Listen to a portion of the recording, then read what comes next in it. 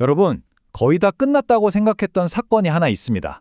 그런데 이 사건이 지금 대한민국을 완전히 뒤흔들고 있어요. 바로 대북 송금 사건인데요.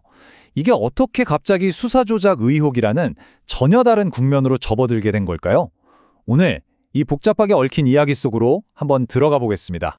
자, 바로 이 말 한마디에서 모든 게 시작됐다고 해도 과언이 아닙니다. 검사들이 하는 짓들, 수법들이 똑같네. 정직하지 못해. 이 말을 한 사람이 누구냐면 바로 이 사건의 핵심 인물 김성태 전 쌍방울 회장입니다. 이 녹취록이 공개되면서 어쩌면 우리가 지금까지 알고 있던 게 전부가 아닐 수도 있겠다. 이런 의심이 피어오르기 시작한 거죠. 그러니까요, 이게 정말 미스터리한 부분입니다. 거의 판결만 남겨두고 있던 사건이 어떻게 갑자기 대한민국 사법 시스템 전체를 흔드는 거대한 신뢰 위기로까지 번질 수 있었을까요? 오늘 저희와 함께 그 과정을 하나하나 차근차근 따라가 보시죠. 자, 그럼 가장 먼저 이 사건이 대체 뭐였는지 그 시작부터 한번 되짚어 봐야겠죠? 지금 이 혼란스러운 상황을 제대로 이해하려면 처음으로 돌아가 볼 필요가 있습니다. 이 대북 송금 사건이라는 게 뭐냐면요. 아주 간단하게 정리하면 이겁니다. 쌍방울이라는 민간 기업이 있죠. 이 기업이 당시 경기도지사였던 이재명 대표의 북한 방문을 성사시켜 주려고 경기도 대신 800만 달러라는 거액을 북한에 몰래 보냈다. 바로 이 의혹입니다. 이게 검찰이 처음 수사를 시작했던 핵심 혐의였어요. 자, 이 시간 순서를 한번 보세요. 정말 흥미로운 지점들이 보이기 시작합니다. 처음엔 쌍방울이 돈을 보냈고 핵심 증인이 이재명 지사에게 보고했다고 자백까지 했어요. 여기까지는 사건이 명확해 보였죠. 그런데 갑자기 법정에서 그 진술을 뒤집고 이제는 아예 이 수사 자체가 전부 조작된 거다라는 새로운 증언과 녹취록까지 등장한 겁니다. 이야기가 완전히 180도 뒤바뀌고 있는 거죠. 검찰이 차곡차곡 쌓아올린 이 사건의 첫 번째 균열이 생기기 시작합니다. 그 시작은 법정에서 터져나온 정말 기이하면서도 엄청나게 폭발적인 한마디 주장이었어요. 보시면 아시겠지만 양쪽 주장이 정말 완전히 다릅니다.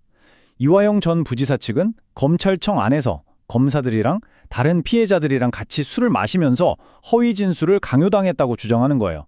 심지어 연어의 소주라는 구체적인 메뉴까지 언급했죠. 그런데 검찰은 뭐라고 하냐면 말도 안 되는 완전한 거짓말이다. 물리적으로 불가능한 일이라고 맞서는 겁니다.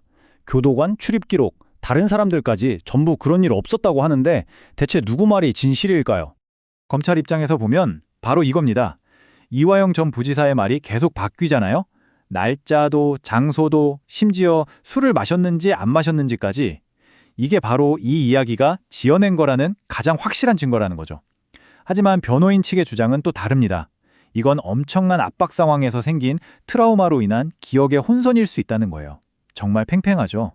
자, 이렇게 술 파티가 있었냐 없었냐를 두고 진실 공방이 한창 벌어지고 있을 때였어요. 이 사건의 판을 완전히 뒤흔드는 새로운 증거들이 등장하기 시작합니다. 이제 의혹은 단순히 이화영이라는 한 명의 증인을 넘어서 검찰 수사 과정 전체를 향하게 된 거죠. 이게 왜 중요하냐면요. 배상인 회장은 대북 송금에 직접적으로 관여했던 또 다른 핵심 인물입니다. 그런데 이 사람이 해외에서 인터뷰를 통해 이건 이재명 지사랑 경기도랑은 아무 상관없는 일이다. 그냥 우리 회사 사업 때문에 우리가 한 거다. 이렇게 딱 선을 그어버린 거예요. 검찰 수사의 대전제가 흔들리기 시작한 거죠. 그리고 여기서부터 이야기는 정말 걷잡을 수 없이 커집니다. 그냥 우리는 관련 없다고 부인하는 수준이 아니었어요. 이재명에게 불리한 거짓 증언을 해달라고 일부 정치인들이 증인들에게 접근해서 거래를 시도했다는 그런 정황이 담긴 녹취록이 공개된 겁니다. 이 녹취록에 등장하는 내용 정말 충격적입니다. 여당 의원이 증인에게 접근해서 이재명한테 불리한 증언을 해주면 검찰 수사에서 좀 편의를 봐주겠다.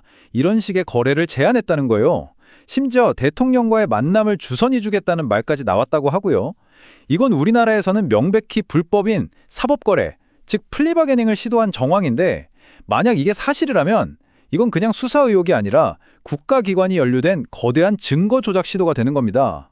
거기에 더해서 40억 원이라는 아주 구체적인 액수까지 등장합니다. 이 거래를 성사시켜주는 대가로 이만큼의 돈을 요구했다는 주장이 나온 건데요. 이렇게 구체적인 액수가 나오니까 사람들이 이거 혹시 그냥 뜬 소문이 아닐 수도 있겠다라는 생각을 하게 만드는 거죠. 의혹에 아주 강력한 현실감을 불어넣은 겁니다. 자, 이런 폭로들이 연달아 터져 나오니까요. 당연히 정치권이 발칵 뒤집혔겠죠. 이제 이 사건은 법정을 넘어서 대한민국 전체를 뒤흔드는 거대한 정치적 후폭풍의 중심에 서게 됩니다. 야당인 더불어민주당의 대응은 정말 신속하고 아주 단호했습니다. 바로 검찰 조작수사 진상조사 TF라는 팀을 꾸렸고요. 이걸로는 부족하다. 아예 검찰을 수사할 특별검사, 그러니까 특검을 도입해야 한다고 강력하게 요구하고 나섰죠. 이재명 대표 본인도 직접 나서서 이 의혹들을 공개적으로 비판했고요. 말 그대로 정부와 검찰의 정면 대결 구도가 만들어진 겁니다. 이재명 대표의 이 발언을 한번 보세요. 수사권으로 증거를 조작하는 건 강도나 살인보다 더 나쁜 짓이다. 굉장히 강한 표현이죠? 이걸 통해서 이 사건을 그냥 개인의 비리 의혹이 아니라 국가 권력을 이용해 사건을 조작하려는 민주주의의 근간을 흔드는 아주 중대한 범죄로 규정해버린 겁니다. 사건의 성격이 완전히 달라진 거죠. 결국 이 사건은 이제 단순히 이재명 대표가 유죄냐 무죄냐 하는 문제를 훨씬 넘어섰습니다. 우리가 과연 국가의 사법 시스템을 믿을 수 있는가라는 아주 근본적인 질문 앞에 우리 모두를 세운 거죠. 진실을 밝혀야 할 검찰과 법원, 그 시스템 자체가 의심의 대상이 되어버린 이 상황. 여러분은 이 이야기의 끝이 어디로 향할 거라고 보시나요?